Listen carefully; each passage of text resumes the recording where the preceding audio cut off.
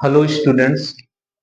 आप लोग कैसे हैं? हम पढ़ाई के लिए व्यस्त हैं क्योंकि एग्जाम इस समय हाफ ईयरली और प्री बोर्ड चल रहे हैं। जो कि आज का टॉपिक है मेरा द्विबीजपत्री तने में कद्दू या कुकुरबिटा मैक्सिमा के तने की आंतरिक संरचना है। ठीक है, तो जिसे हम नेक्स्ट पहला पॉइंट है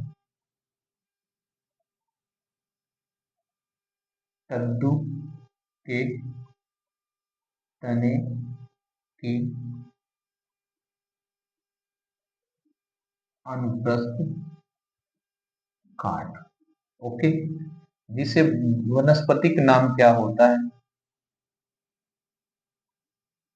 कुकर बीटा मैक्सिमा भी कहते हैं। ओके, अब कद्दू के तने का क्या है?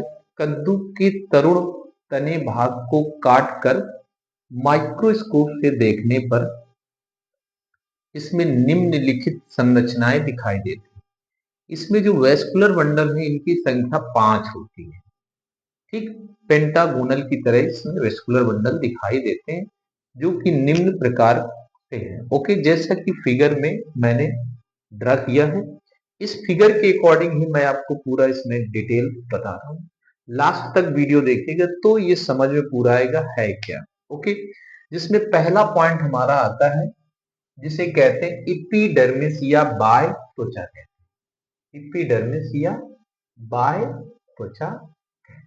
ठीक, ये क्या होती? तने के सबसे ऊपरी सतह, यानी ये तने की सबसे ऊपरी सतह में पाई जाने वाली परत होती है जिसके ऊपर अनेक अनेक यानी बहुकोषीय रोम स्तर पाए जाते हैं जिन्हें हम सूट हेयर के नाम से भी जानते हैं। और इसके ऊपर एपिडर्मिस के ऊपर एक क्यूटिकल की मोटी परत उपस्थित होती है।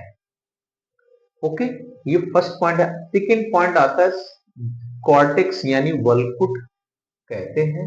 वलकुट। ओके, वलकुट क्या होता है? ये बाह्य त्वचा के ठीक नीचे, ये बाह्य त्वचा के ठीक नीचे पाई जाने वाली कोशिकाओं की परत होती है जो कोलेनकाइमा कोशिकाओं से मिलकर बनी होती है, जिसमें 3 भाग होते हैं। एक हमारा होता है जिसे अधस्थ त्वचा हाइपोडर्मिस कहते हैं, एक जर्नल कॉर्टेक्स होता है, तीसरा हमारा पॉइंट होता है जिसे मुख्य रूप से हम अंतस्थ त्वचा कहते हैं। अब आता है अंतस्थ त्वचा के पहले आते हैं हाइपोडर्मिस यानी अधस्थ त्वचा क्या होती है? इसे हम अधस्थ त्वचा कहते हैं। अधस्थ त्वचा का मतलब होता है ये हाइपोडर्मिस के ठीक नीचे पाई जाने वाली कई कोशिकाओं का स्तर होता है जिसे हम अधस्थ त्वचा या हाइपोडर्मिस कहते हैं। ये हाइपोडर्मिस पेरेन्काइमा कोशिकाओं से मिलकर बनी होती है। अब इसके बाद आते हैं जर्नल कॉर्टेक्स यानी वल्कुट भाग आते हैं। वल्कुट क्या होती? ये हाइपोडर्मिस में उपस्थित कई कोशिकाओं की गोलाकार संरचनाओं से मिलकर बनी हुई संरचना होती है जिसे हम वल्कुट या हम जर्नल कॉर्टेक्स कहते हैं। अब इसके बाद नेक्स्ट आते हैं इंडोडर्मिस क्या होती है?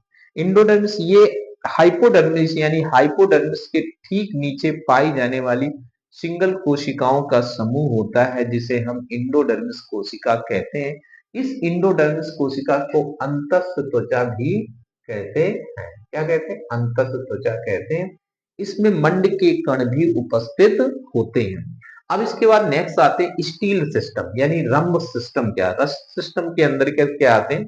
मुख्य रूप से पेरीसाइकिल आता है जिसे हम परिरंभ कहते हैं। परिरंभ कहते हैं। ओके, परिरंभ क्या है?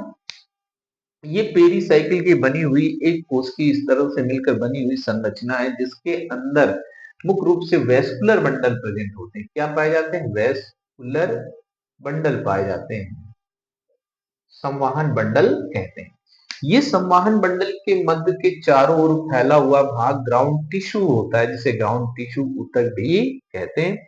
इन ग्राउंड टिश्यू ऊतक में दो वलय के रूप में प्राय पेरिसाइकिल में दो वलय के रूप में वेस्कुलर बंडल प्रेजेंट होते हैं। एक बड़े संवहन बंडल होते हैं, उनकी संख्या 5 होती है। उनके मध्य में छोटे संवहन बंडल होते हैं जिनकी संख्या 5 होती है, इसलिए 2 वलय में पाए जाते हैं, 2 रिंग्स में प्रेजेंट होते हैं वेस्कुलर बंडल, जिसके कारण इनकी संख्या कुल 10 प्रेजेंट होती है।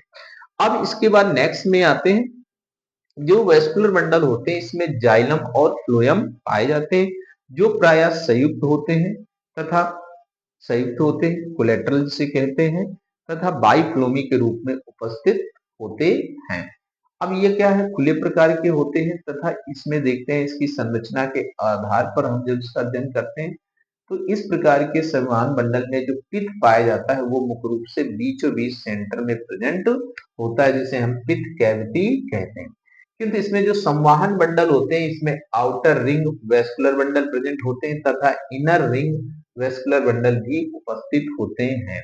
इसी तरह इसके बाहर में की ओर एक रिज खांच होती है जो पैरों के रूप में उपस्थित होती है। इस प्रकार से एक कद्दू के तने की आंतरिक संरचना के यानी अनुप्रस्थ काट को देखने पर ये दिखाई देती है।